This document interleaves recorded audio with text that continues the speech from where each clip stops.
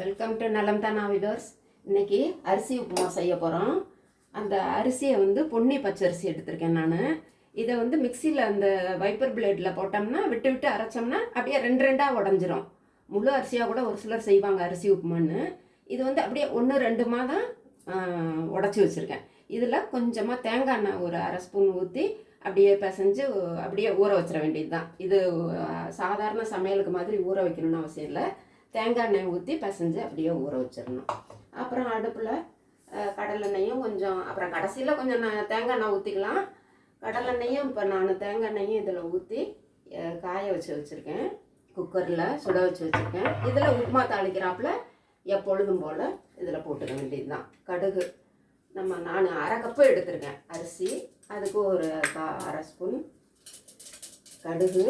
இது நல்லா கடலைப்பருப்பு போட்டால் நல்லாயிருக்கும். நல்லா ஒரு ஸ்பூன் இது கடலைப்பருப்பு ஒரு ஸ்பூன், உளுந்தம்பருப்பும் நல்லா ஒரு ஸ்பூன். பருப்பு போட போட மெல்றப்ப கடிப்படுறப்ப நல்லாயிருக்கும். இது கொஞ்சம் சவந்ததுக்கு அப்புறமேலு இதில் இஞ்சி கொஞ்சம் கட்டாயம் போட்டாகணும். கொஞ்சம் சவக்கட்டும்.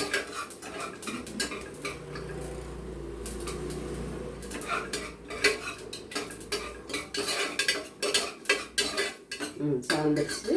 இப்போ இதில் கருவேப்பிலை போட்டாச்சு, ஒரு பச்சை மிளகாய் போட்டிருக்கேன்,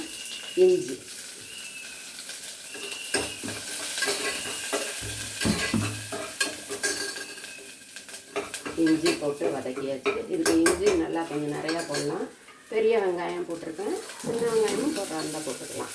பெரிய வெங்காயம் ஒரு மீடியம் சைஸு ஒன்று நல்லா நீட்டமாக அரிஞ்சு இதில் போட்டாச்சு. இது ரொம்ப டேஸ்ட்டாக இருக்கும். இது பழைய காலத்து டிஷ்ஷு தான் அரிசி உப்புமாங்கிறது. ரொம்ப ஈஸியாக செஞ்சிடலாம், ரொம்ப டேஸ்ட்டாக இருக்கும்.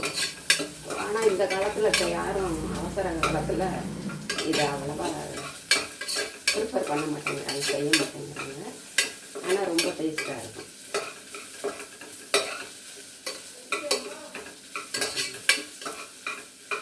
இதுக்கு நம்ம தேங்காய் போட்டால் ருசியாக இருக்கும். அதனால் நான் கொஞ்சம் தேங்காய் போட்டிருக்கேன். போடாமையே செஞ்சுருக்கேன்.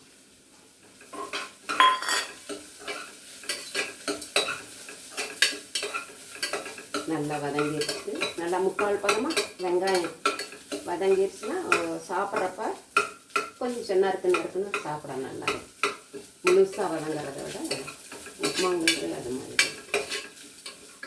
பட்டாணி போட வேண்டியதில்லை, நான் சும்மா கொஞ்சமாக மட்டும் போடுறேன், ஒரு டேபிள் ஸ்பூன் அளவு மட்டும்தான். சாப்பிட நல்லா இருக்குமேங்கிறதுக்காக. இதை நம்ம ஆப்ஷனல் தான் பட்டாணி. நான் இப்போ அரை கப்பு அரிசி எடுத்து நான் உடச்சி வச்சுருந்தேன். 2.5 பங்கு இது வந்து அரை கப்புன்னா இது ஒன்று பிடிக்கும். கிட்டத்தட்ட 1 2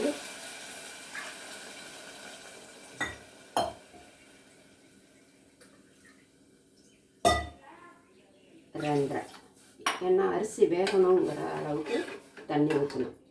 ரவைன்னா 1.5 பங்கு 2 பங்கு ஊற்றுவோம். இதுக்கு 2.5 பங்கு, ரவைக்கு 3 பங்கு. இதுக்கு தகுந்த உப்பு போட்டு தண்ணி கொதித்ததுக்கப்புறம் அரிசியை போட்டு மூடி வச்சிடலாம்.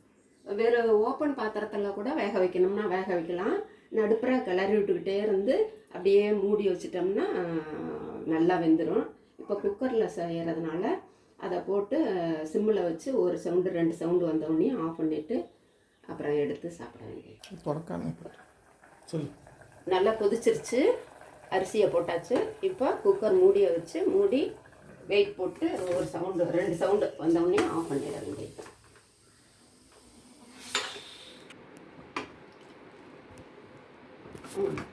வெந்துருச்சு பாருங்க, நல்லா வாசமாக இருக்குது. நீங்களும் செஞ்சு பாருங்கள். நலம் தானா சேனலுக்கு சப்ஸ்கிரைப் பண்ணுங்கள். மார்னிங் டிஃபனில் சீக்கிரமாக இது மாதிரி செய்யறதுக்கு நல்லாயிருக்கும். அப்படியே கொஞ்சம் அரை சாதமாக இருக்கும்.